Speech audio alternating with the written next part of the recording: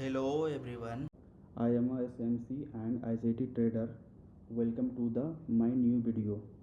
और आज हम अपन बात करेंगे निफ्टी और बैंक निफ्टी के बारे में। तो सबसे पहले अपन निफ्टी बैंक के बारे में बात करते हैं। तो सबसे पहले अपन टॉप डाउन अप्रोच इसको अप्लाई करेंगे कि बैंक निफ्टी जो है वो मंथली टाइम फ्रेम पे कैसे चल रहा, वीकली टाइम फ्रेम पे कैसे चल रहा एंड डेली टाइम फ्रेम पे कैसे चल रहा है। तो सबसे पहले अपन स्टार्ट करते हैं मंथली टाइम फ्रेम पे। तो मंथली टाइम फ्रेम पे अपन देखते हैं निफ्टी बैंक को। तो पिछले कुछ दिनों से बुलिश ही लग रहा है। और जो प्रीवियस मंथ का जो कैंडल था वो पिछले 3 महीनों का जो हाई का लिक्विडिटी था उसको ग्रैब करके नीचे क्लोजिंग किया है। और इस मंथ का जो ओपन हुआ है कैंडल वो नियरली जहाँ पे क्लोज हुआ था प्रीवियस मंथ वहीं पे ओपन हुआ है। तो मंथली टाइम फ्रेम पे बैंक निफ्टी जो है वो बुलिश लग रहा है अभी तक का। अब चलते हैं वीकली टाइम फ्रेम पे।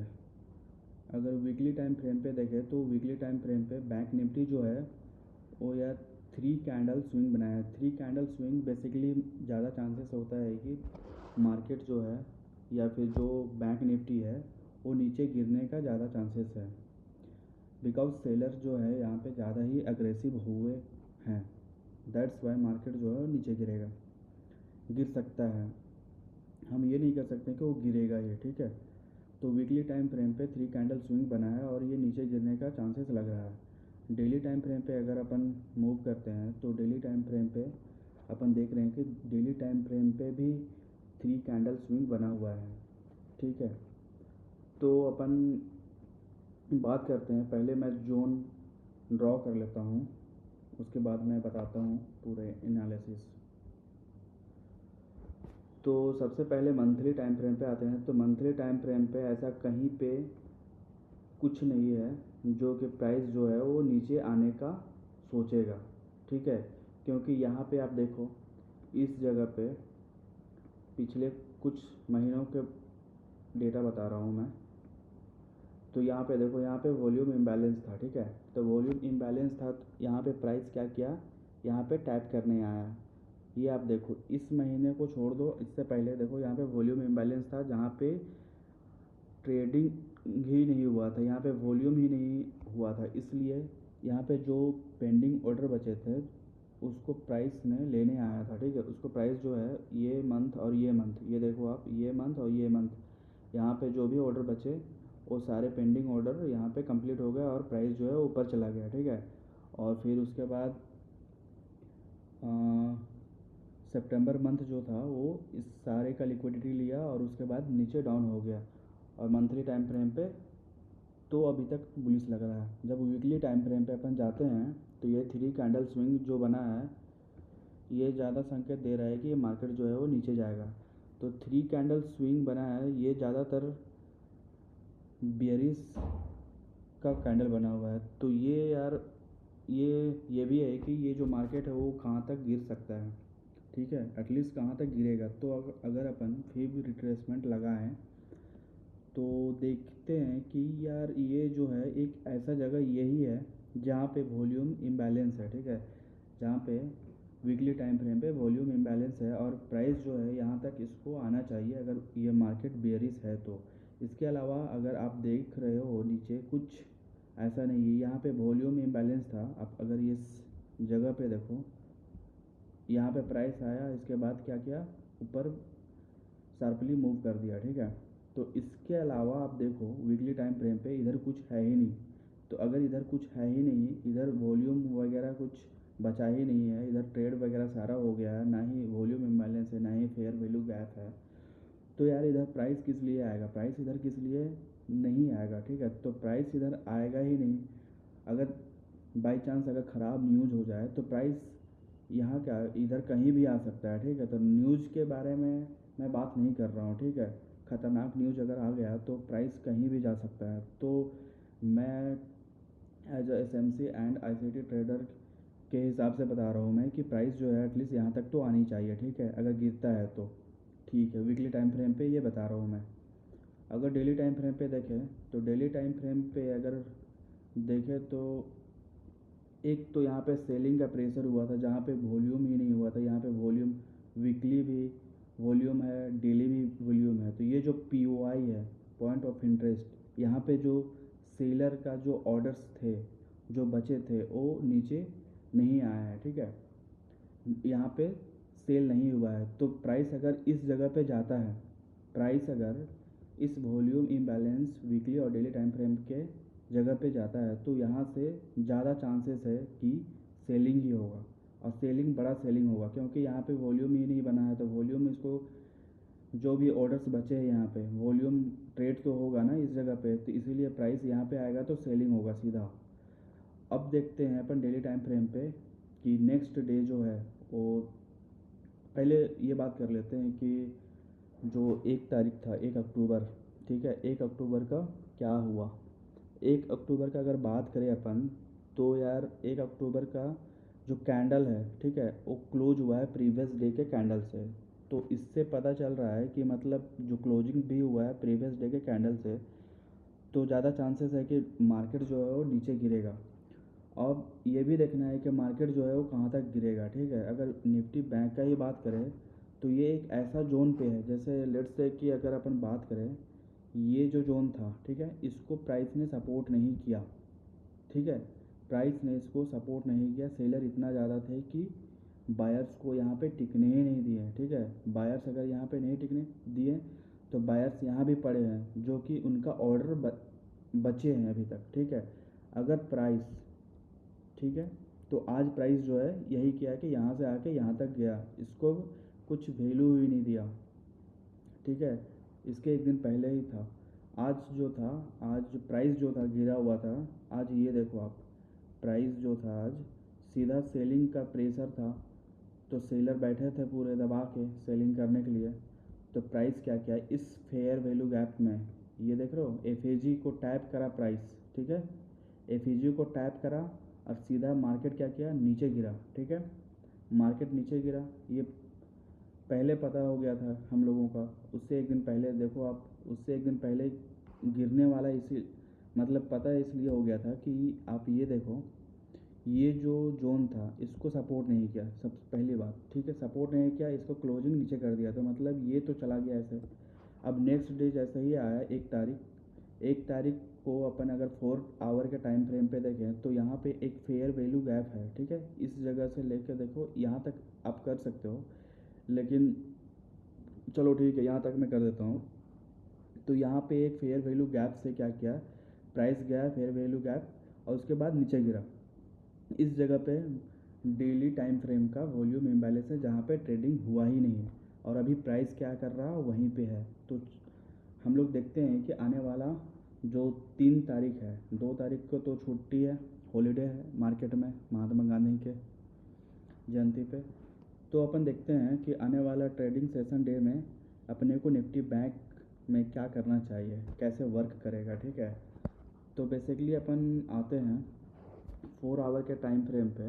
तो 4 आवर के टाइम फ्रेम पे, और चलो 4 आवर के टाइम फ्रेम पे तो ये वॉल्यूम इम्बैलेंस जो था वो इसने टैप करके गिर गया, ठीक है। उसके अलावा इधर volume imbalance daily time frame पे है, जो कि हायर टाइम फ्रेम पे है, वो ज़्यादा स्ट्रॉन्ग होगा, और ये 4 आवर के टाइम फ्रेम पे है, ठीक है। ये एक 4 आवर के टाइम फ्रेम पे फेयर वैल्यू गैप है। तो अपना टेम्पलेट जो होगा 1 आवर के टाइम फ्रेम पे भी एक बार देख लेते हैं कि प्राइस क्या कर रहा है। 1 आवर के टाइम फ्रेम पे भी अपन देखें बैंक निफ्टी को, तो यार यहाँ पे वॉल्यूम इम्बैलेंस है, ठीक है। तो ये ज़्यादा स्ट्रॉन्ग POI बन रहा है, यहाँ पे ज़्यादा चांसेस है कि प्राइस यहाँ पे आएगा तो सेल बहुत ही ज़्यादा डेंजरस होगा, ठीक है, मतलब ख़तरनाक सेलिंग होगा यहाँ पे। अब अपन देखते हैं कि 3 तारीख को अपन क्या क्राइटेरिया, मतलब कैसे अपन कर सकते हैं, कैसे मार्केट वर्क करेगा। तो बेसिकली अपन क्या कर सकते हैं, यहाँ पे कुछ टेम्पलेट्स बन रहा है जो कि मैं आप लोगों को बताता हूँ। तो प्राइस जो है बैंक निफ्टी यहाँ जाएगा वॉल्यूम इम्बैलेंस, और यहाँ से नीचे करके सेल हो जाएगा, एक तो ये बन रहा है। और दूसरा जो है, ये प्राइस अगर इसको सपोर्ट नहीं कर रहा जहाँ पे अभी है, जिस जोन पे है, अगर इसको सपोर्ट नहीं करता है तो यहाँ पे जाएगा, जो कि 4 आवर के वॉल्यूम इम्बैलेंस है, यहाँ पे जाएगा और प्राइस यहाँ पे सॉरी प्राइस यहाँ से यहाँ जाएगा, उसके बाद फिर यहाँ आ जाएगा। एक दिन में जितना नहीं करेगा, लेकिन फिर यहाँ से नीचे गिर जाएगा, जो भी होगा पी वाई उसके नीचे गिर जाएगा। ठीक है, दूसरा तो ये टेम्पलेट बन रहा है। और अगर अपन तीसरा बात करें तो तीसरा जो हो सकता है, या तो ये सीधा यहाँ पे आए, ये ऊपर जाए थोड़ा सा, और ये यहाँ पे आए और ये सीधा ऊपर जाए। ठीक है, ये ऐसे कर सकता है। तीसरा ये टेम्पलेट है। और चौथा टेम्पलेट क्या हो सकता है कि प्राइस जो है यही जोन के अंदर में इधर उधर इधर ऐसे घूमे और ये जोन को यहाँ पे टैप करें और सीधा नीचे आ जाए। तो बैंक निफ्टी में ये सारे टेम्पलेट्स बन रहे हैं। ये जितने भी टेम्पलेट बताया मैंने ना, इसमें से कोई ना कोई एक जो टेम्पलेट होगा वो वर्क करेगा 3 तारीख को। ठीक है, अब आते हैं अपन निफ्टी 50 को एनालिसिस करते हैं। तो निफ्टी 50 को अगर देखें तो यार पहले मंथली टाइम फ्रेम पे देखते हैं। ठीक है, मंथली टाइम फ्रेम पे अगर निफ्टी को देखें तो ये पिछले कुछ दिनों से पूरे बुलिश ही लग रहा है। ठीक है, तो अपन कुछ बता नहीं सकते हैं, बस ये बुलिश लग रहा है मंथली टाइम फ्रेम पे। और इसका ओपन भी हुआ है अराउंड जो पिछले मंथ का जहाँ पे क्लोजिंग हुआ था वहीं पे हुआ है। वीकली टाइम फ्रेम पे अगर देखें तो 3 कैंडल स्विंग बना रखा है इसने भी। निफ्टी 50 मतलब कि बैंक निफ्टी भी 3 कैंडल स्विंग वीकली में बनाया है। और निफ्टी का भी बात करें तो इसका भी 3 कैंडल स्विंग बना हुआ है। तो मतलब मार्केट जो है वो ज़्यादा चांसेस है कि गिरने का, करेक्ट होने का ज़्यादा चांसेस है। ठीक है, तो यहाँ पे आप ये देखो, यहाँ पे वीकली टाइम फ्रेम पे इस जोन यहाँ पे था, वॉल्यूम इम्बैलेंस था। ठीक है, इस जोन को अगर अपन बात करें तो यहाँ पे वॉल्यूम इम्बैलेंस था, ये सब ड्रॉ कर लिया मैंने। तो वॉल्यूम इम्बैलेंस था, इसको रिस्पेक्ट ही नहीं किया। ठीक है, रिस्पेक्ट नहीं किया वीकली टाइम फ्रेम पे, और ये लग भी रहा है कि बियरिश है। अब अपन आते हैं डेली टाइम फ्रेम पे। ठीक है, डेली टाइम फ्रेम पे अगर अपन देखें तो यार डेली टाइम फ्रेम पे भी जो निफ्टी 50 है वो बियरिश ही लग रहा है। 3 कैंडल स्विंग भी बना हुआ है, यहाँ पे वॉल्यूम इम्बैलेंस भी क्रिएट हुआ है। तो अब मैं इसको पूरे जोन को ड्रॉ करता हूँ, उसके बाद आपको बताता हूँ। तो मैंने सारे जोन को ड्रॉ कर लिया। अब उसके बाद अगर एनालिसिस करें तो यार ये एक वॉल्यूम इम्बैलेंस था वीकली जो कि रिस्पेक्ट नहीं किया, इसको ब्रेक कर दिया। ठीक है, तो ये तो काम का नहीं रहा। अब हमारे पास क्या क्या है, तो डेली टाइम फ्रेम पे अगर अपन देखें आने वाले दिनों के बारे में अपन देख रहे हैं। ठीक है, 3 अक्टूबर को एनालिसिस कर रहे हैं, 3 अक्टूबर को मार्केट क्या कर सकता है उसके लिए मैं बता रहा हूँ। तो अपन 4 आवर के टाइम फ्रेम पे आए, तो 4 आवर के टाइम फ्रेम पे यहाँ पे एक बीपीआर बन रहा है। BPR basically balance price range होता है। ठीक है, तो 4 आवर के टाइम फ्रेम पे यही एक बीपीआर बना हुआ है। और ये जो प्राइस है एक दिन में, मुझे नहीं लगता कि एक दिन में 1% जा सकता है, लेकिन एक इतना ज़्यादा मूव दे के और अचानक सडनली इतना नहीं हो सकता है। बाई चांस हो भी सकता है तो ज़्यादा से बायर्स होंगे तभी जाएगा। ठीक है, तो 4 आवर के टाइम फ्रेम पे ये एक बीपीआर है। ठीक है, 1 आवर के टाइम फ्रेम पे अगर अपन देखें तो ऐसा कुछ है नहीं इधर कि यहाँ पे प्राइस जो है इधर रुकेगा। ठीक है, अगर प्राइस इस जगह से नीचे आता भी है, जहाँ पे अभी है प्राइस, अगर इस जगह से नीचे आता है तो सीधे ये यहाँ तक आएगा, क्योंकि इसके बीच में जो है ना कुछ है ही नहीं। मतलब यहाँ पे ट्रेडिंग करने के लिए कुछ बचा ही नहीं है, कुछ लेफ्ट चीज़ बचे नहीं, कुछ ऑर्डर्स पेंडिंग बचे नहीं।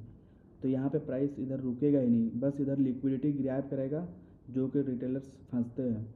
तो इधर प्राइस आएगा यहाँ पे। ठीक है, यहाँ तक आएगा, उसके बाद फिर बाउंस बैक करेगा। तो अपन एनालिसिस करते हैं कि क्या करना चाहिए अपने को 3 अक्टूबर को। तो मैं अगर बात करूँ तो प्राइस अभी जहाँ पे है यहाँ से यहाँ जा सकता है और यहाँ से सीधा सेल हो सकता है। एक तो ये टेम्पलेट बन रहा है, और दूसरा टेम्पलेट क्या हो रहा है कि ये प्राइस जहाँ पे है यहाँ पे जाएगा इस जोन पे और सीधा यहाँ पे जाएगा। दूसरा तो टेम्पलेट ये बन रहा है मेरे को, ठीक है। और तीसरा टेम्पलेट क्या बन सकता है कि प्राइस जो है ये यहाँ पे जाए, थोड़ा सा रिट्रेसमेंट करे, फिर प्राइस ऊपर जाए और फिर प्राइस यहाँ से सेलिंग हो जाए। तीसरा ये लग रहा है मेरे को, ठीक है। अब और कुछ टेम्पलेट बन रहा है क्या? और अगर अपन देखें तो प्राइस यहाँ पे आएगा, यहाँ से ऊपर जाएगा, थोड़ा सा रिट्रेसमेंट लेगा, अगर सेलर ज़्यादा एक्टिव होंगे तो फिर प्राइस यहाँ पे जाएगा और फिर ये ऊपर जाएगा। एक ये लग रहा है मेरे को, या फिर एक ये भी हो सकता है कि प्राइस इस जोन के बीपीआर और वीआई के जोन के बीच में ही घूमे, या तो फिर ये यहाँ जाएगा या फिर यहाँ से जाएगा ऊपर आएगा, यहाँ जाएगा इस जोन पे जाएगा और यहाँ से नीचे गिरेगा। यही लग ही रहा मेरे को, ठीक है। तो थैंक यू। ये रहा मेरा एनालिसिस बैंक निफ्टी और निफ्टी 50 का, जो कि मैंने पूरे अच्छे से एनालिसिस करा। टाइम ज़्यादा लगा लेकिन मैंने पूरे अच्छे से एनालिसिस करा, टॉप डाउन अप्रोच बताया और आने वाले पूरे महीने का एनालिसिस भी बता दिया मैंने कि क्या होने वाला है, और आने वाला वीक में भी बता दिया मैंने कि प्राइस क्या होने वाला है। तो आप लोग देख लो, आप लोग सब समझो, सोचो, अपने से एनालिसिस करो, कैसे कर सकते हो, मार्केट में कैसे ट्रेड करना है वो सब आपको करना है। मैं तो बस एजुकेशनल पर्पस के लिए मैं आपको बता रहा हूँ कि आप लोग भी इस तरीके से एनालिसिस करें और आप लोग भी आगे बढ़ें। Thank you.